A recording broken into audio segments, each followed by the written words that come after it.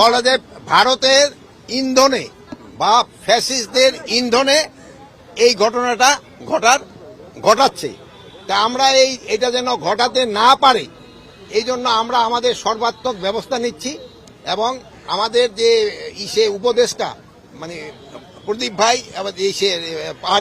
পার্বত্য চট্টগ্রামের যে উপদেষ্টা উনি ওই জায়গায় আছেন, উনি এই জিনিসটাও দেখতেছেন, উনি আইন শৃঙ্খলা বাহিনী এবং লোকাল লিডারদের সাথে কথা বলছেন। এখন পরিস্থিতি মোটামুটি সন্তোষজনক অবস্থায় আছে। সাবাস মাননীয় স্বরাষ্ট্র উপদেষ্টা, আপনার কাছে আমরা জনগণ এটাই চেয়েছিলাম। আপনি সত্যকে সত্য বলবেন, মিথ্যাকে মিথ্যা। ভারতের বিরুদ্ধে কোনো প্রকার কম্প্রোমাইজ নাই।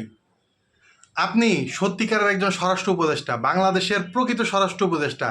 আজকে আপনি যে কথাটি বললেন, ভারতের বিরুদ্ধে সরাসরি অভিযোগ তুললেন, আপনার সাহসের প্রশংসা না করে পারছি না।